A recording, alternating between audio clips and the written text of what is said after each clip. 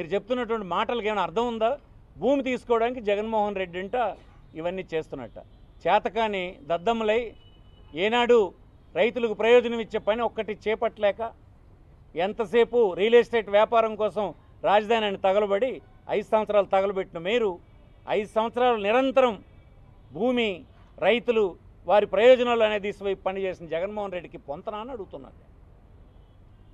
జగన్మోహన్ రెడ్డి భూమి తీసుకున్నాడా, భూమి హక్కుల్ని ప్రజలకు ఇచ్చినాడా ఒకసారి మీరు చూడండి. ఈ రాష్ట్రంలో స్వాతంత్రం వచ్చిన తర్వాత ఈ 75 సంవత్సరాల్లో పంపిణీ చేసినటువంటి భూమి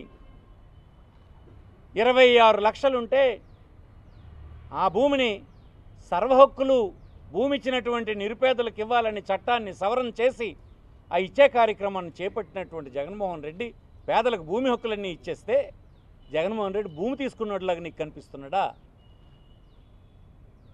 స్వాతంత్రం వచ్చి ఇప్పటి వరకు ఇల్లు కనీసం లేదని బాధపడుతున్నటువంటి పేదలకి 12,800 కోట్ల రూపాయలు ఖర్చు పెట్టి భూమి కొని 31 లక్షల మందికి హౌస్ సైట్స్ ఇచ్చినటువంటి గొప్ప నాయకుడు జగన్మోహన్ రెడ్డి అయితే అతను పేదల దగ్గర నుంచి భూమి తీసుకుని వచ్చిన నీకు కనిపిస్తున్నాడా?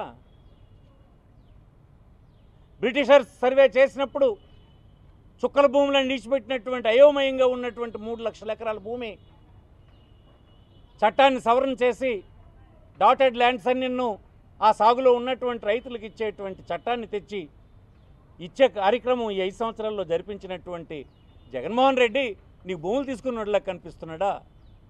అబద్ధాల కోర్లు మీరు ఎంత అన్యాయంగా మాట్లాడుతున్నారో, ఎంత తెలివి తక్కువ మాట్లాడుతున్నారో నవ్వుకుంటున్నారు మీ తాలూ చర్యలకి. అంటే ఏమీ చేయడానికి లేక, ఏది విమర్శించడానికి లేక ఇలాంటి అబద్ధపు ప్రచారాలతో ఎన్నికలను గడిపేద్దాం అనుకుంటున్నారా? సాధ్యం కాదని మనం చేస్తున్నాం. ఈ రాష్ట్రంలో సోషల్ మీడియా ఉంది, మీ దగ్గర ఛానల్స్ 4 ఉండొచ్చు, కానీ లక్షలాది కోట్లాది ఛానల్స్ ప్రజల చేతుల్లో ఉన్నాయని ఈ సందర్భం మనం చేస్తున్నాం. ఏ సీనియర్ అడ్వకేట్ నేను అడగమనండి, చట్టం మేము తెచ్చిందా, బీజేపీ ప్రభుత్వం సజెస్ట్ చేసిందా? చట్టం మేము అమలు చేస్తున్నామా ఈ రాష్ట్రంలో? లేదని మీకు 10 సార్లు చెప్పలేదా? కోర్టులో కావాలంటే కోర్టులో కూడా ప్రభుత్వం తరఫున మా న్యాయవాదులు వివరించలేదా? దేశం అంతా కాన్సెస్ వచ్చిన తర్వాతే చేస్తామన్న మాట చెప్పలేదా? శివాయి జమాదార్ అనే భూములు ఉంటాయి. శివాయి జమాదార్ అంటే రాష్ట్రంలో ప్రజలకు చాలా తెలియకపోవచ్చు.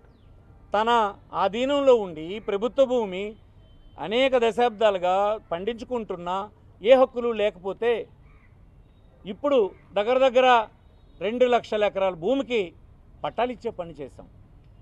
జగన్మోహన్ రెడ్డి మీకు భూములు తీసుకున్నట్లా కనిపిస్తున్నాడా?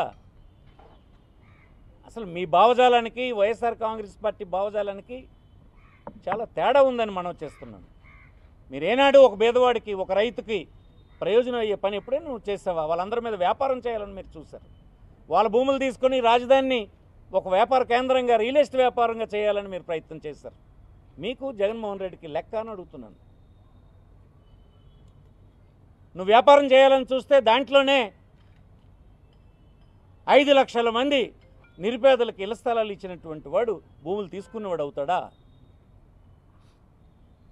మీ ఆలోచనలు, మీ ఆరోపణలకు ఏమైనా అర్థం ఉందా అని అడుగుతున్నాను నేను. ఎప్పటికైనా విజ్ఞులైనటువంటి వాళ్ళు సమాజాన్ని తప్పుతో పట్టించడం అనేది నేరమని ఈ సందర్భం మనం చేస్తున్నాం. ఈ రాష్ట్ర ప్రభుత్వం టైటిలింగ్ యాక్ట్ని అమలు చేయదు.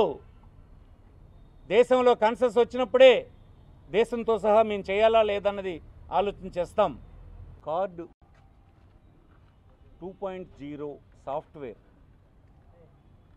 135 డాక్యుమెంట్స్ జనరేషన్ మాడ్యూల్ని ఒకటి అమలు చేయడానికి ఒక టెస్టింగ్ మెమోని commissioner of inspector general stamps and registration department వాళ్ళు ఒకటి విడుదల చేశారు. దీన్ని చూసినటువంటి కొంతమంది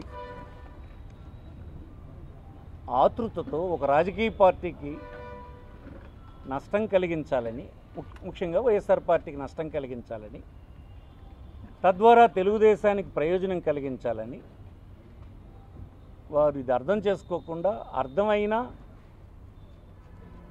అసత్యాలు ప్రచారం చేయడానికి తీవ్రమైనటువంటి పదాలను ఉపయోగించి పౌరుల్ని మోసం చేయడానికి ఈ ప్రభుత్వం తయారవుతుందన్నట్టుగా ప్రచారం చేశారు. నేను కొన్ని టీవీల్లో చూశాను, కొన్ని పేపర్లలో చూశాను. అయితే ఈ మెమోస్ ఎందుకు ఇష్యూ చేసింది డిపార్ట్మెంటు? ఈ కార్డ్ అనేటువంటి ప్రాజెక్టు సాఫ్ట్వేర్ బేసికల్ ఇది ఆన్లైన్లో document registration, online slot booking, ఎక్కడి నుంచి ఎక్కడైనా రిజిస్ట్రేషన్ చేసుకునేటువంటి అవకాశం కలిగించేది. ఆటోమ్యుటేషన్ సర్టిఫికేట్ అండ్ ఈసీ జారీ చేయడం, stock holding integration, ఈస్టామ్ software ping వంటి అంశాలకు సంబంధించిన ప్రైమ్ కార్డ్ సాఫ్ట్ మాడ్యూల్ ఇది. అంటే ఒక చోట నుంచి ఒక చోట రిజిస్ట్రేషన్ చేసుకోవడానికి ఉపయోగపడే సాఫ్ట్వేరు, డాక్యుమెంట్లని రిజిస్ట్రేషన్ ఆన్లైన్లో రిజిస్టర్ చేయడానికి, ఆన్లైన్ స్లాట్ బుక్ చేయడానికి, ఆటోమ్యుటేషన్ అంటే ఇంతకుముందు తహసీల్దారు వద్దే మనం మ్యుటేషన్ చేసుకోవడానికి వెళ్ళేవాళ్ళం. ఇప్పుడు అలా ఉండదు. భూమి రిజిస్ట్రేషన్ అయిన వెంటనే ఆన్లైన్లో ఆటోమేటిక్గా మ్యుటేషన్ అయిపోతుంది, రెవెన్యూ రికార్డులో అది రిఫ్లెక్ట్ అయిపోతుంది. ఇది పౌరులకి ప్రయోజనకరమైనటువంటి సాఫ్ట్వేర్ ఇది.